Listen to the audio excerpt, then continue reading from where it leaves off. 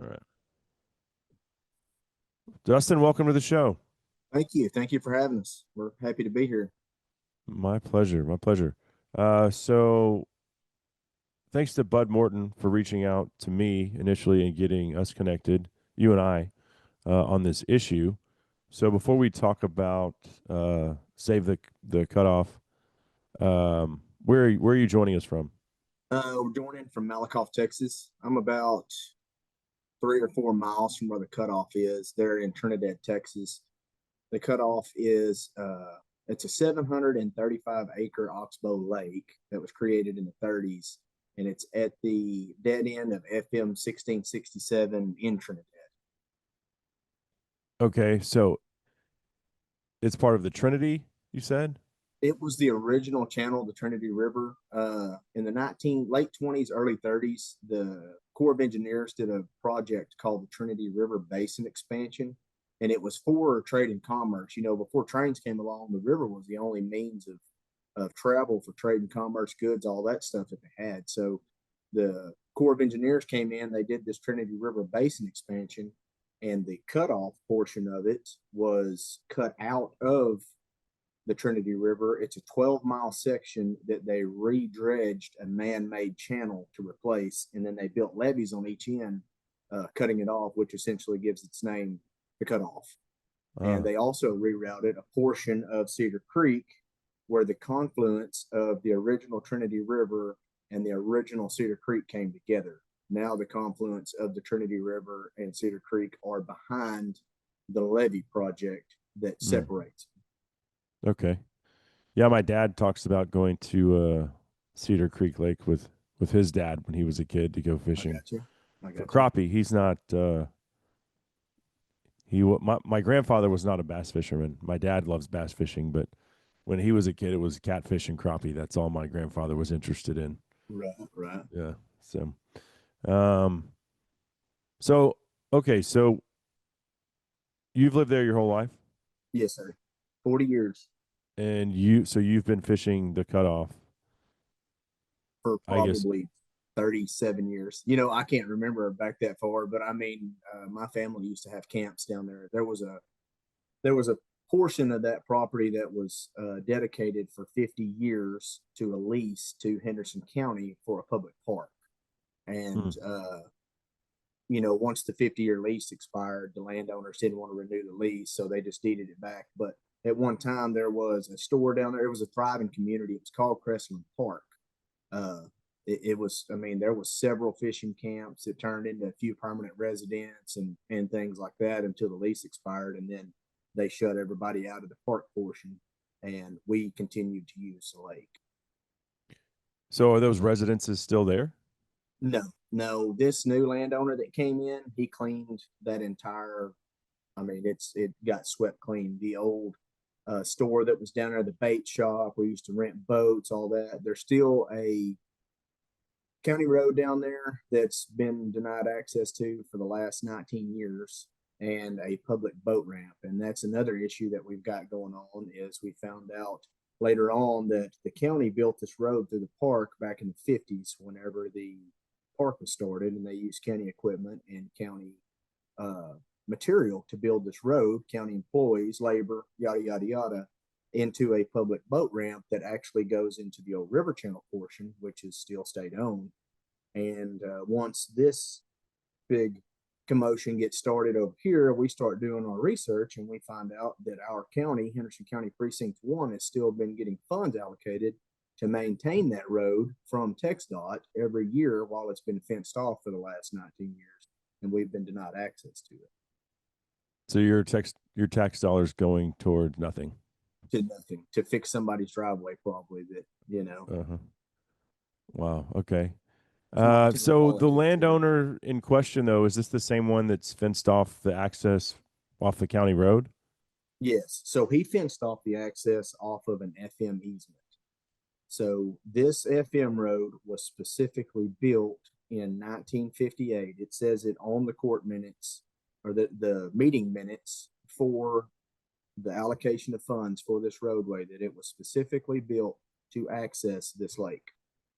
So this lake was built in the late 20s, early 30s, and the abandoned channel, all of the landowners around this abandoned channel decided that, hey, we're going to go to the GLO, we're going to go to the state, we're going to try to get a land patent on this abandoned channel to the river. We'll just split it all the way down. Well, we had a state representative here in 1931 named J.H. Towery, and he went to legislative session, and Towery passed legislation, which is House Bill 27, passed in 31, that says that the Trinity River cutoff can never be bought or sold, and it shall remain property of the state of Texas in order that the people may be able to use it because it is such great hunting and fishing and recreation. And then it So goes that's the as whole far as 700 plus acre lake. yes, it also goes as far to say at the end of that legislation that Navarro and Henderson County shall condemn property in order that the public may reach it, and that it abolishes any law in conflict with that law. Huh. So So this was some dude in the 30s. yes, yes, he was a state representative in the 30s. So your hat says Save the Cutoff Duck Club. Yes, yes. So you guys duck hunt there too? We do. Oh yeah, great duck hunting. Huh. Okay, well, I mean, it was until now I We know still about it go. and everybody else knows about it. So we'll see you there opening day. Right, come on down. We'll No. be there, man. Hey, the crappies just now started biting. Bud went the last 2 weekends, and they have slayed the crappies, catching a bunch of tiny ones, but also catching 30, 40 keepers too. Oh, wow. Uh-huh. Yeah. That's what the cutoff is known for, is for crappie fishing. I mean, it's 12 miles of an old river channel that's been untouched since the night for 100 years, and it's fallen trees and brush. It's still very navigable. It's probably an average 180 feet wide, so you can still navigate it easily. But it's got a lot of structure and a lot of trees, a lot of brush. How deep is it? It's about probably 12, 14 feet at the average depth at its deepest point too. Uh-huh. Okay. Wow. And so talk about two things. One, when did the public access and the boat ramp, you said it got fenced off 19 years ago? No. So this landowner came in, he bought the property, signed the deed on it, December 21st of 21. By February of 22, he had backfilled 50,000 cubic yards of dirt on the state highway easement and built a fence on the TxDOT highway easement and blocking access to the waterway. He just piled up a bunch of dirt so you couldn't drive in there? No, he dredged about 50,000 cubic yards of dirt, and he backfilled where the shoreline was back into the waterway, trying to create a private property window where his property would start. The portion that goes into the Trinity Riverbed, the old Cedar Creek, that is their argument in court, is that portion is not navigable. The Trinity River, they're not contending that it's not navigable, the old portion of it, just that the Cedar Creek is not navigable. Well, anybody that knows water law knows that if you have one water body that is connected to a navigable water body, that navigability, it applies to the whole lateral surface of that one singular water body. Okay, so this guy bought this in 2021. Yes. But so who fenced off the park access and the public boat ramp that your tax dollars are still going towards? The several landowners before this guy. Okay. It's a big intertwined mess. This guy's business partner, this guy's a lifelong resident where we live. Everybody knows it. This guy's business partner is married to our county commissioner. So it's got a lot of political ties behind it. Our county commissioner has land that backs up to Turkey Creek, which is only accessible by the cutoff. So by her being able to impede access to the cutoff, she's also blocking access to Turkey Creek, which is another navigable stream that goes into their property that people duck hunt. If that makes sense. Yeah, yeah. There's always some nefarious political aspirations behind these things. So, okay, so that was 19 years ago, and then 2 years ago is when he blocked the access from the county road easement. Yes. So what funny story behind this? In 2010, Trinity Materials is a Fortune 500 company, and they own about 1,500 acres on the cutoff, and they have land on both sides.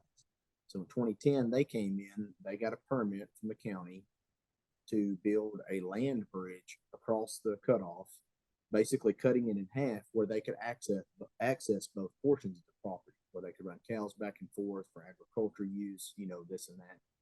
So same thing happening now. Citizens get upset about it. Hey, we can't get to the other side. You can't block this. It's a navigable water body. We got they got TPWD involved. They also got the GLO involved. And that's when they came back and deemed this, that was the first time the state was involved with a state representative named Betty Brown. The GLO came in and they said, hey, this is a statutory navigable stream. You cannot impede access. You have to go back and fix this earthen crossing where people can pass. So they went in, they dug the crossing back out, and they put in rail cars at different water levels or at different elevations where you can pass your boat through the rail car. There's 3 of them in order to reach the other side. Huh. Okay. Wow. So that was the second time the state was involved. The third time the state was involved, the previous landowner that Mr. Searles bought it from had TxDOT, TPWD, and the other state agencies come down to where Searles blocked access, and he said, hey, I want to block this off. Is it possible for me to be able to block this off? The GLO then issued another letter saying, hey, the state's retained its rights to perennial streams. This could be a small bill stream, could be a perennial stream. It would require a survey, but as of right now, no, you can't block this off. And furthermore, we're not going to require TxDOT to get an easement on this property at this time. So the state has told 2 landowners that, hey, you can't block access to this in 2010 and 2008 already. Wow. This landowner's recent warranty deed from December 21st, 2021, and his survey say navigable streams in bold caps on this particular portion of the water body. Mm-hmm.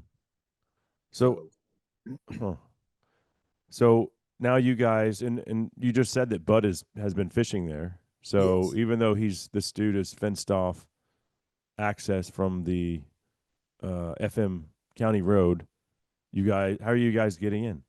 we just put our boats over the fence or under the fence and go do what we want to do. Within the law, we don't violate the law. We don't trespass. We don't condone anybody tearing up his stuff. But we've had 2 fishing tournaments down there already on TxDOT easement with their permission. We go and access it lawfully still. I mean, he's the one breaking the law, not us. I mean, it's clearly public property.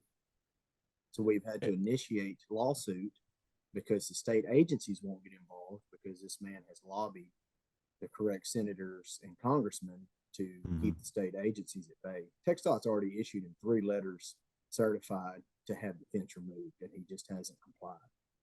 What would happen if you guys just backed your truck up to the fence and just ripped it out? We've been threatened that we would go to jail for violating livestock laws or for destruction of property, But he put the property on public land. Right. And TxDOT. So TxDOT filed this under a statute. It's Title 43, Section 29.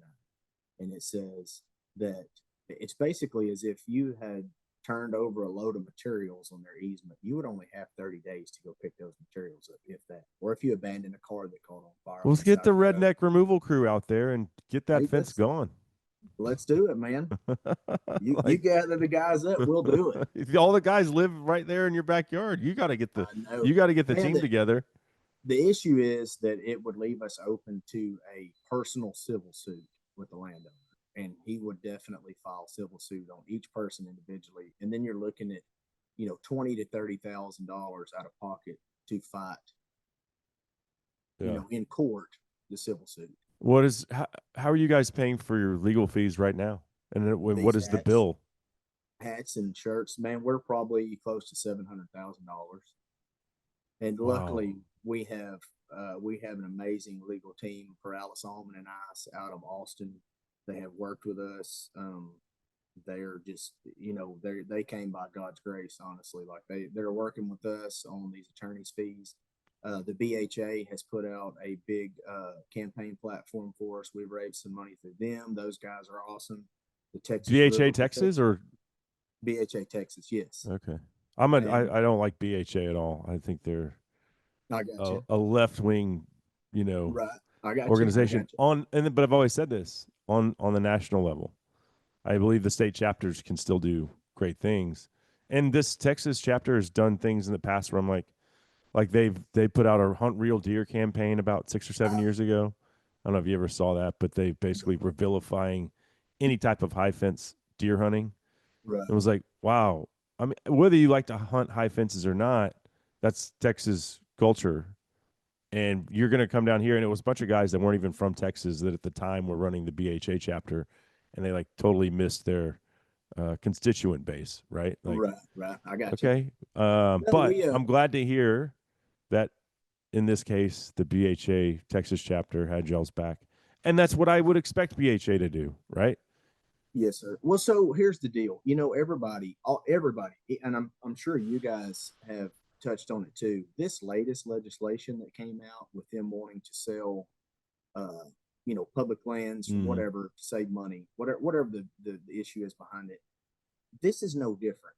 We need to get everybody behind this too. This is going to be a precedent setting event. If this landowner gets this stream converted to non navigable in a district court over here in Henderson County, I mean, this is setting precedent for any landowner in any state, especially Texas, to come back and do the same thing. I mean, we rallied together to have this bill overturned because we were going to sell land. Now we need to rally together to have this overturned because we're going to give it away.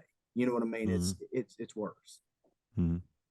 Yeah, and BHA is they do a good job on some of these access things, like the corner crossing thing Yes, uh, out west. I can't remember if that was Montana or Wyoming, but that was a huge case, and BHA was it's still going. It's very pending vocal at about the that. But those four Supreme guys Court. that were had the charges pressed against them, they were found innocent, and Yes, you can cross corners now legally, I believe.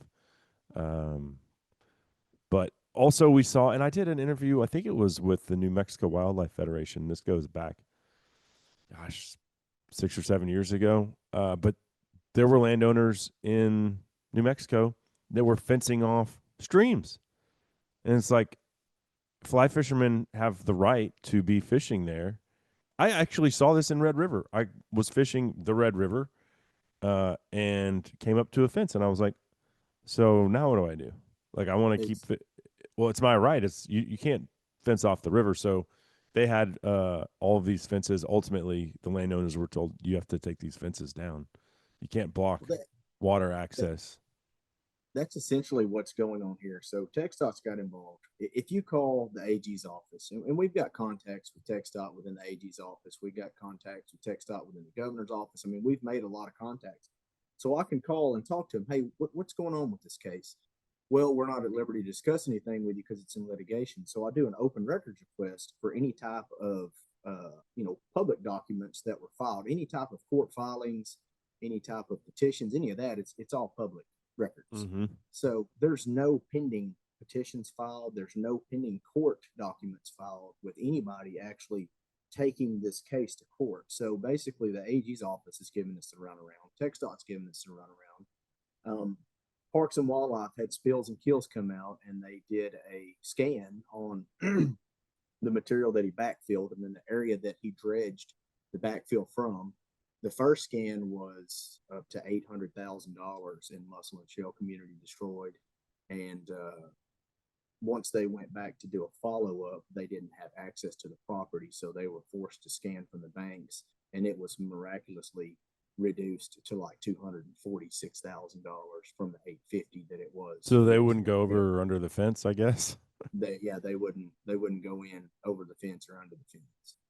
So it's Huh. it's just a lot going on. I Do you think ever that have altercations with the landowner, like we publicly? did we did have a few, but it's all kind of past now. And I believe that TPWD headquarters has actually told the game wardens, "Hey, don't waste any more tax dollars going down there responding to trespass calls."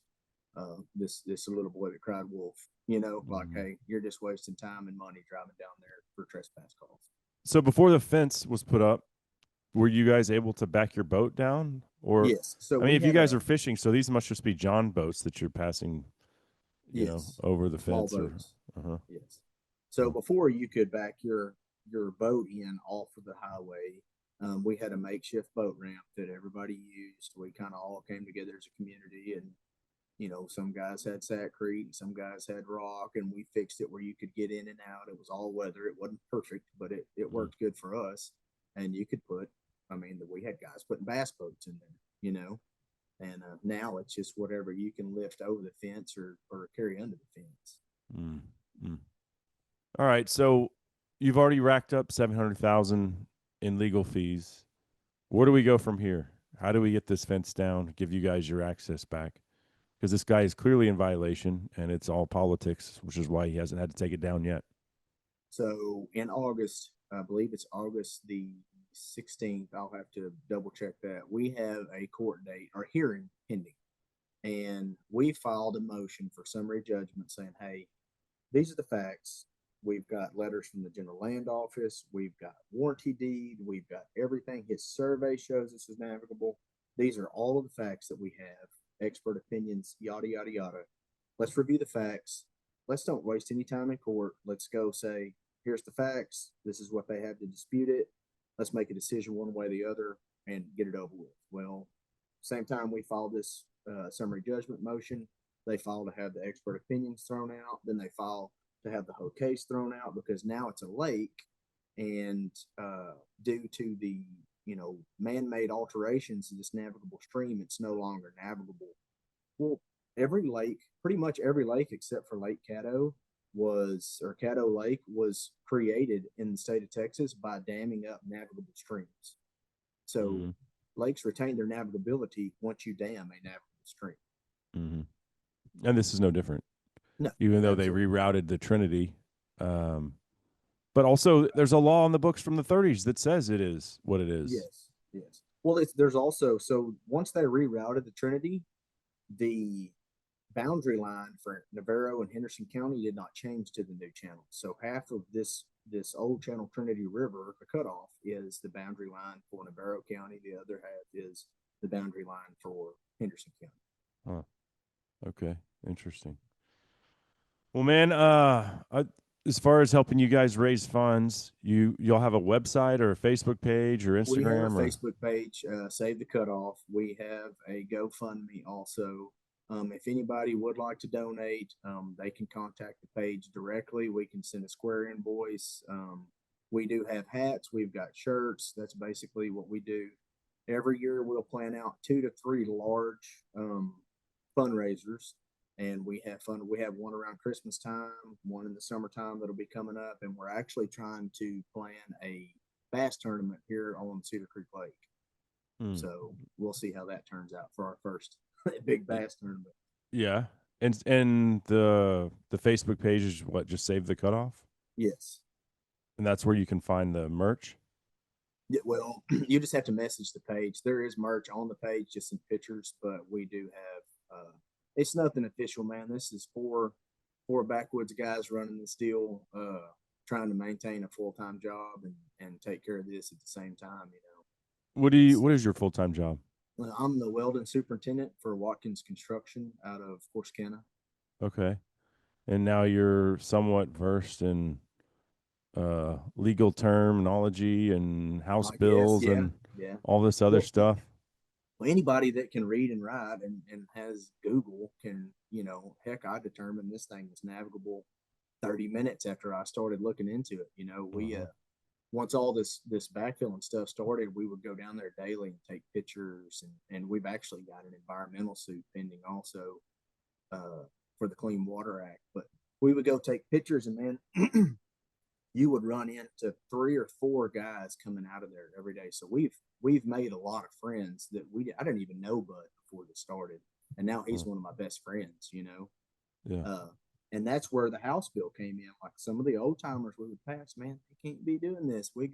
There's legislation passed to protect the access to this place, yada, yada, yada. And we start looking into it, and sure enough, there's a lot of documentation throughout the last 100 years that have protected access to this. In the 50s, Parks and Wildlife came in and assisted with the building of the dam because they had stocked it, and the water came in, washed out the earth dam that was put in, and they lost all the fish. Oh, So once the river backed in there, they came in '55 and they did a big fish poisoning event, and they took all the trash fish out and they started restocking then. So I mean, Parks and Wildlife has given this a water body code. It has been stocked several times. They do electroshock fishing studies down there with the Inland Fisheries Group. I mean, the state's mm, exhausted a lot of resources here too. mm-hmm. Mm. Are there other houses on the lake?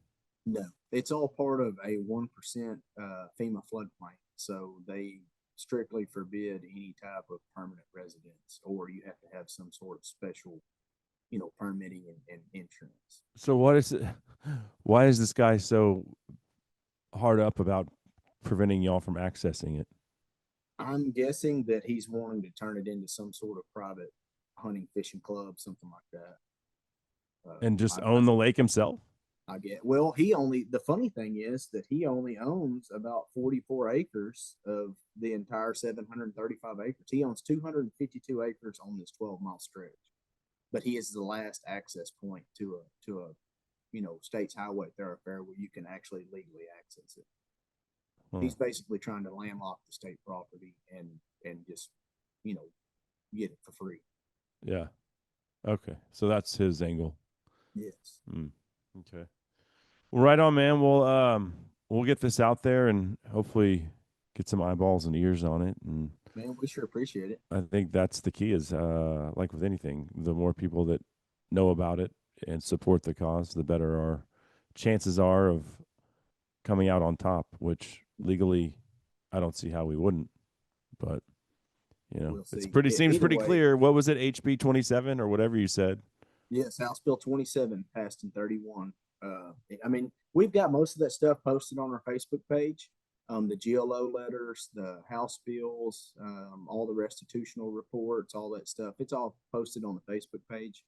And we try to do a decent job at keeping it updated. We've got some of our stuff posted from the crappie fishing tournaments, photos of when it was going on, all of the Mm. construction work that happened. So and we're free, free to answer any questions or share any type of documentation if anybody wants to look at it. Well, whether it's this 700 something acre, I mean, a lot of people be like, well, that's just a little lake. It's not little to your community. Right, And right. those fences and those trout streams aren't little to those fly fishermen. No, I mean, every one of these things is important. And it's just like the public land thing, like you were talking about with Mike Lee and all of that. So, united we stand. And if there's anything else we can do to help save the cutoff, then just let me know. all right, man. I sure appreciate it. If you get some free time, come on down. We'll go down and slide a boat in and take you fishing. Sounds like a plan. All right, man. We All sure right. appreciate it. Take it easy. All You right. too. Bye.